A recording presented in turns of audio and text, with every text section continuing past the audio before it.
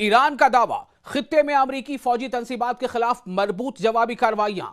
IRGC کے مطابق Kuwait اور بحرین میں 18 امریکی عسکری اہداف نشانہ بنائے گئے، یعنی امریکی ملٹری بیسز، ملٹری ٹارگٹس نشانہ بنائے گئے۔ کہاں کہاں؟ کویت میں بھی اور بحرین میں بھی۔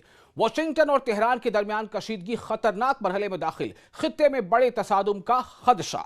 مشرق وسطی یعنی میڈل ایسٹ میں ایران اور امریکہ کے درمیان کشیدگی ایک نئے اور زیادہ خطرناک مرحلے میں داخل ہوتی دکھائی دے رہی ہے، جہاں دونوں ملکوں کے درمیان بڑھتی ہوئی محاذ آرائی پورے خطے کے لیے، پورے ریجن کے لیے خطرات میں اضافے کا باعث بن سکتی ہے۔ ایران جھکنے کو تیار نہیں ہے۔ ایران بار بار یہ کہہ رہا ہے کہ اگر آپ بات چیت کریں گے تو بات چیت میں بھی آپ کا استقبال ہے، اگر آپ طاقت آزمائی کریں گے تو اس میں بھی ہم پیچھے نہیں رہیں گے۔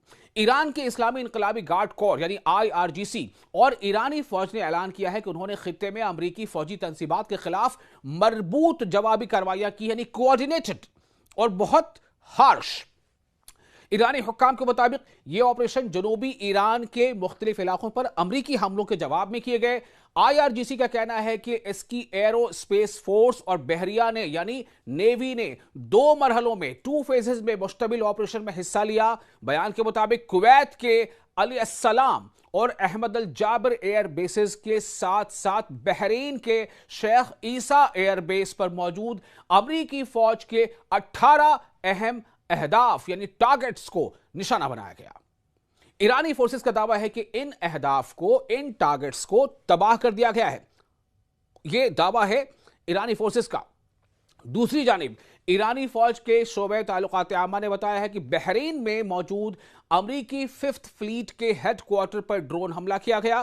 فوج کے مطابق اس کارروائی میں مواصلاتی نظام یعنی جو ٹیلی کمیونیکیشن کا جو پورا سسٹم ہوتا ہے، وہ اینٹینا اور جو پیٹریاٹ فضائی دفاعی نظام ہے اس سے منسلک رڈار تنصیبات کو نشانہ بنایا گیا ہے۔ ایران کے حملے میں خاص بات یہ رہی ہے، ایران کو پتہ ہے کہ امریکہ کی مضبوطی کیا ہے اور اس کی کمزور نس کیا ہے۔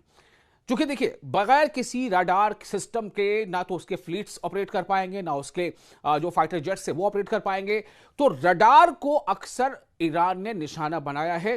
شروعاتی حملوں سے ہی جب بھی اس نے امریکہ کے اہداف کو، امریکی بیسز کے ٹارگٹ سے نشانہ بنایا تو راڈار جو ہے اس کے نشانے پر رہا، اور یہ ایک بڑی کامیابی ہے۔ اسی کے نتیجے میں امریکی بہت سارے فائٹر جیٹس جو ہیں وہ نشانہ بنے ہیں، ماضی میں بھی اور اب بھی بن رہے ہیں ایران کے حملوں کا۔ ایرانی فوج نے خبردار کیا ہے کہ اگر حالات مزید کشیدہ ہوئے تو مزید کارروائیاں، مزید مطلب اور زیادہ کارروائیاں کی جا سکتی ہیں۔ ایران کے اعلیٰ عسکری کمانڈ مرکز خاتم الانبیاء ہیڈ کوارٹر نے بھی کہا ہے کہ امریکی کارروائیوں کا جواب جاری رکھا جائے گا۔ ادھر امریکی صدر ڈونلڈ ٹرمپ نے کہا کہ ایران میں امریکی بمباری جلد روک دی جائے گی۔ کیا کہا ڈونلڈ ٹرمپ نے؟ کہ ایران میں امریکی بمباری جلد روک دی جائے گی۔ ان کا دعویٰ تھا کہ ایرانی حکام نے حالیہ حملوں کو روکنے کے لیے رابطہ کیا ہے، تاہم IRGC نے اس دعوے کو مسترد کرتے ہوئے، اسے خارج کرتے ہوئے، اسے جنگی دباؤ سے نکلنے کی کوشش قرار دیا ہے۔ یعنی ایران کا کہیں نہ کہیں موقف یہ ہے کہ امریکہ، ڈونلڈ ٹرمپ پریشر میں ہے، دباؤ میں ہے، انہیں پتہ چل رہا ہے، انہیں معلوم ہو رہا ہے کہ ایران جھکنے والا نہیں ہے، ایران کمزور نہیں پڑ رہا۔ یہ تمام پیش رفت ایسے وقت میں سامنے آئی ہے جب جنوبی ایران، جنوبی مطلب آپ سمجھ رہے ہیں نا، سدرن ایران یعنی ساؤتھ، دکشنی ایران، جب جنوبی ایران کے مختلف علاقوں میں دھماکوں کی اطلاعات موصول ہو رہی ہے اور امریکی فوج نئی عسکری کارروائی یعنی ملٹری ایکشنز کی تصدیق کر چکی ہے۔ تجزیہ کاروں کے مطابق، جو اس بارے میں جو اس کے ماہرین ہیں، جو کامنٹیٹرز ہیں، ان کے مطابق اگر موجودہ کشیدگی میں کمی نہ آئی تو یہ صورتحال صرف ایران اور امریکہ تک محدود نہیں رہے گی، بلکہ پورے مڈل ایسٹ، جسے ہم ویسٹ ایشیا بھی کہتے ہیں، ویسٹ ایشیا، اسے اپنی لپیٹ میں لے سکتی ہے۔